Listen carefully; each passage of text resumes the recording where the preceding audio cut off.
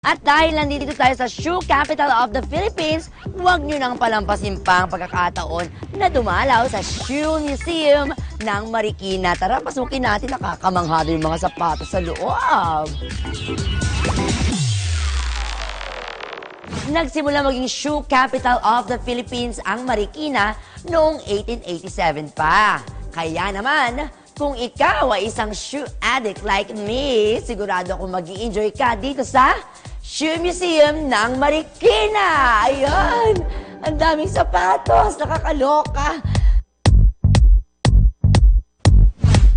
Finally, nakapasok na tayo dito at sasamahan tayo ni Miss Gina Romero, ang venue manager ng Shoe Museum Marikina. Hello po. Hello po, good morning Yan ang po. morning, Ma'am Yes, Gina. good morning. Ayan, unang tanong ko po, Ma'am Gina, i-share nyo naman po sa amin kung ano nga ba ang naging history po ng Shoe Museum. Paano po ito nagsimula? Actually, itong building na to, simula pa nung panahon ng Kastila, ito ay naging imbakan ng barel at naging garahe or talyer ng mga Amerikano noon. Naging detention cell ng mga sundalo. Sino po nag-initiate po na gawing Shoe Museum po itong lugar na ito, Ma'am? 1998, binuksan itong konseptong ito ni former Mayor Bayani F. Fernando dahil kami ngayon shoe capital ng Philippines. So, naisipan niya na dito ilagay ang mga sapatos ng First Lady na si Imelda Marcos. Thank you very much, Ma'am Gina. You're Yun pala welcome. yun. So, eto na nga.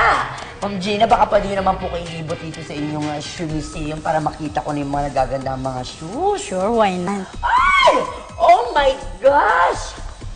Ito yung matawag dito, mga killer shoes, mga ganyan. Mga killer shoes. Nagtataasan ng mga heels. Saan galing itong mga shoes na ito, Ma'am? Sa loob ng isang taon, nagkakaroon kami ng competition dito sa Marikina. Yes po. Yung mga shoe designer po ito na naglalaban-laban every Yes. year. Tapos dito na dinadala yung mga winners. Yes. Tapos kakaiba itong isang ito, ha? Sapatos na gawa sa banig. Tama po ba, banig? Yeah, Banigo. Meron kami ditong 800 pares ng sapatos ni Imelda Marcos. Talaga? Nakadalaw na po dito si Madam Imelda? Birthday niya, nagpunta pa siya dito. Ay, wow. Yan, Ma'am Gina, ano naman po itong nasa area po na ito? Ginagamit sa paggawa ng sapatos.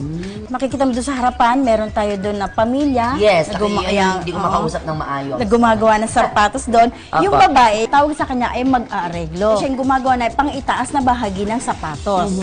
At ang lalaki naman, siya yung ang gumagawa ng pang-ilalim o bumubuo na ng pangkalahatang sapatos. Yung pong bata doon. Siya yung pinaka-assistant. Assistant. Tawag sa kanya ay getting. Getting kasi po. Get mo yan, get mo to.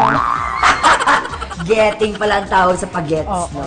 At ito po, may napansin pa po ako kanina, isa pagpunta ko dun sa gilid dun. May isa pa pong cabinet, aparador, na may mga sapatos din, pero may nakalagay ng mga pangalan ng artista.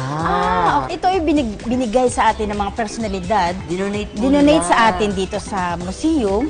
Yan, dyan si Master Showman, Herman Moreno, at meron ding dinonate dyan ng ating kapuso, na si Rocco Nasino Antaray. Ay, Ma'am Gina, kaya naman pala nagbilin sa akin si BFF. Ibigay ko daw po sa inyo.